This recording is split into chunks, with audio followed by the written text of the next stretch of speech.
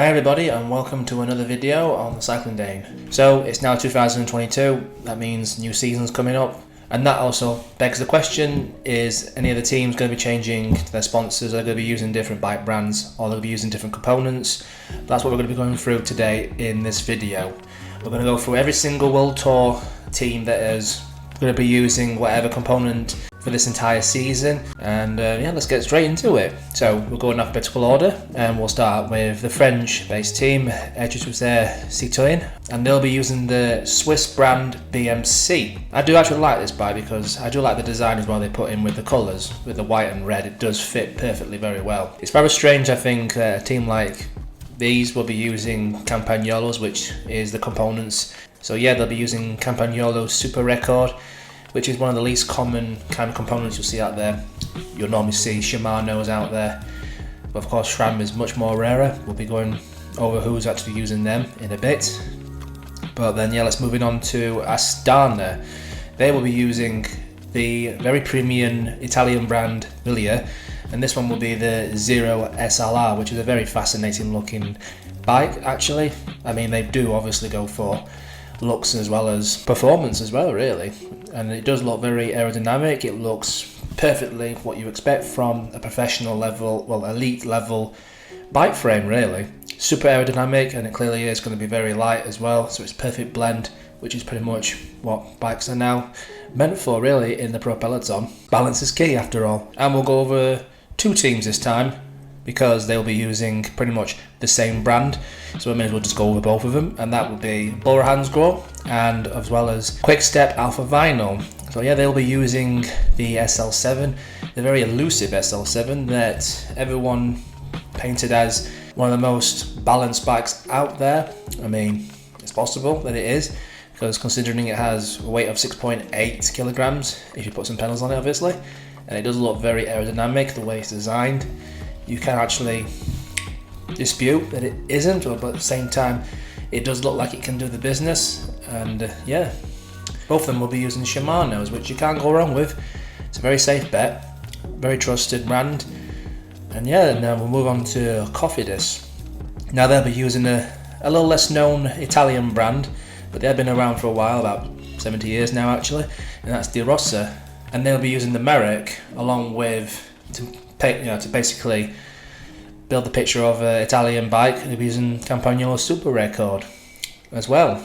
And now of course moving on to EF Education. Surprise, surprise, they'll be sticking with Cannondale, the American brand itself, as of, after all, EF Education is an American based team, so you would expect them to be using American based components. But of course they'll be using 12-speed Dura Ace. Well, every team will be using 12-speed now because it just came out last year, and you expect them to be using it in this season. I mean, pretty much every team with Shimano will now be fully integrated with 12-speed along with the disc brakes, which will be very common now, really, these days. But of course they will be using the System 6 Evo, which is a very, very incredibly looking bike actually. This one is definitely built for aerodynamics as well as lightweightness as well, because Cannondale pretty much are obsessed with lightweight bikes, as it's shown in their resume before, but they have pretty much made a great balance here with the System 6 Evo. And of course we have to talk about Ewan's favourite team, Groupama FDJ, and you would expect a French-based team like them will be using a French brand, and that would be Lapierre. And of course they'll be using the new one that's just recently come out, and it's the Zelius SL3, which does look particularly like it means business. I mean, who knows, it does look very aero, it does look very nice. It's the perfect standards of a very modern day pro peloton bike. Everything is integrated, you know, the cables are integrated, everything looks the business. And of course using electronic Shimano system, it just pretty much fits the bill for them really to continue on in the World Tour. And of course the team, you have to talk about the team that dominated the last decade. It's not really dominating much these days, but they still do have pretty serious sponsors behind them, and that is the most premium Italian bike brand without a doubt, and that's Pinarello. And of course they will finally be, all season round, be using the elusive Dogma F, which of course we saw Carapaz use to win that amazing Olympic gold and of course you expect they were the last ones to use rim brakes. The Dogma F does use rim brakes, but obviously the UCI have twisted their arms to now use disc brakes. But you might see some rim brakes every now and then on mountainous climbs and all that. You definitely probably will see it, because Pogacar did the same thing really the last Tour de France. And of course we have to go on to Intermarché. We love to talk about this team. Yeah, they'll be using the German brand Q, which is a very new, well not very, it's been around for a bit, but it has pretty much been picking up recently. And as you expect, it is a very elusive brand. It looks like they actually do mean business, that they want to be up there along with the premium brands to show that they can perform as much as they can with the stiffness, the aerodynamics and everything else. Yeah, they look very interesting, really, these bikes. And of course, the one that they will be using is the Lightning C68X. Now that's a very interesting name to give to a bike. I don't see why you can't just make it simple. But of course, speaking of simple, we have Israel Startup Nation, which will be using the interesting British brand Factor. And of course, they no doubt will be using two, because there's different ones. There's more of a one that's more like a racing kind of bike, very aerodynamic, and that is the Osto. I think that's how you pronounce it. Please tell me if I'm pronouncing it wrong. But yeah, they'll also be using the well-known bike from Factor, which is the VAM. I have no doubt they'll probably be using that for Alpine stages in the Tour de France, possibly, but we'll have to wait and see. But you can tell from the difference of design there, that's what those two bikes are mainly there for, just by looking at them really. Because you can see the other one, the Osto, which is, it looks like it can split string through the wind a lot better than that VAM. That VAM looks like it has little mass to it anyway. They also will be using Shimano. You know, you can't go wrong with them at all. Lotto Soudal, another one we like to talk about a lot, but obviously not for great things. They've been using Ridley for a bit, and they will be continuing on for that till 2026 actually.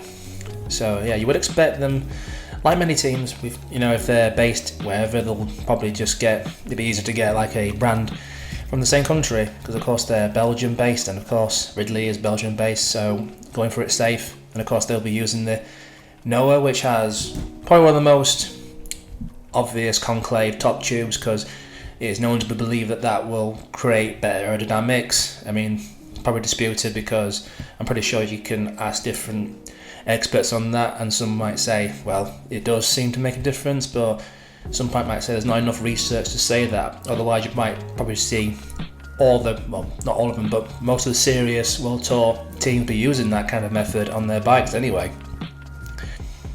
And without a doubt, the most dramatic team in the Pro Peloton, as we know from the Netflix series, and they obviously are going to be using Canyon as the same, which is the German brand.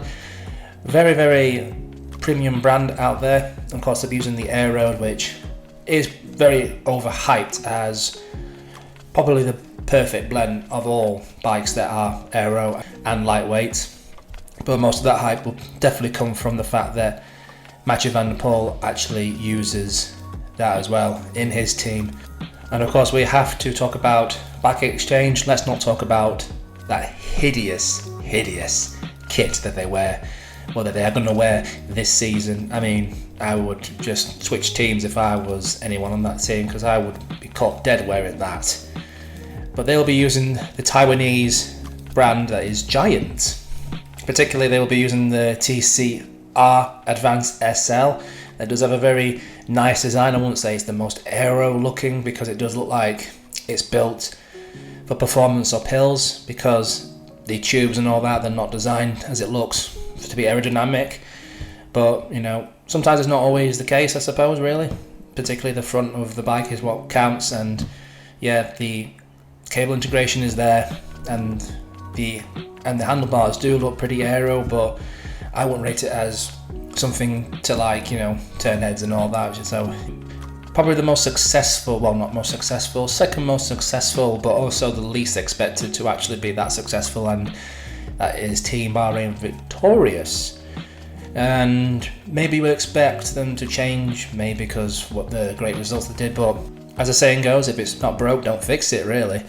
They're obviously happy with what they have, so they'll be sticking with the Taiwanese-based brand Merida, and particularly they'll be using the top-of-the-line Reacto and maybe they'll be using a newly updated, maybe changed a little few things here and there. It's going to be probably exclusive to the team itself, and obviously enhancing performance through the wind, because that's what teams really obsess with nowadays more than weight, because you can easily influence a race if you change aerodynamics, without a doubt. And then now to Team DSM, formerly known as Sunweb. They will be using the Swiss brand Scott. That doesn't get much attention as you think, but of course they do make some of the nicest looking bikes out there design wise, and as well as it does look like they mean serious business with them bikes, because they do look like they are one of those perfect blends of aerodynamics and as well as weight, as they claim as it as well. They also claim that it is probably the most perfectly balanced out there. Of course, that's just a claim. You probably should take it with a grain of salt, but it does look very nice. Design wise, it does look very nice. And the bike frames they probably will be using is the new Addict RC, which they go on about as this perfect blend, but then they also might use the foil for aerodynamics, which is what it actually apparently is for, mainly aerodynamics. So you might see that on the flat stages of the Tour de France, or the flat one-day races where it's a sprinter's game. And of course we can't leave Jumbo Visma out. It would be criminal if we did, because this is a team that pretty much everyone likes.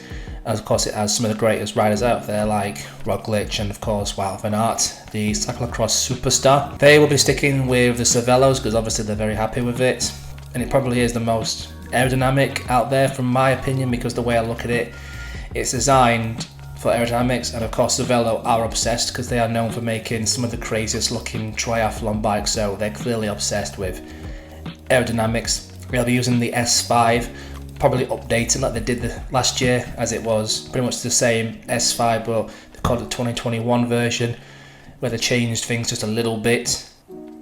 And then next we have the other team that will be using SRAMs as well as Movistar, and that is Trek Segafredo, the Wisconsin, USA based team. They will be using the Madone. As we all know, the Madone is a well-known name amongst cycling fans. When they hear the name Madone, they hear like legendary status when they hear about it, but they'll be using the Madone SLR. But this one has without a doubt the most concave top tube I've ever seen. It's so out there. It begs the question really, does these ideas of concaving the top tube really make a difference?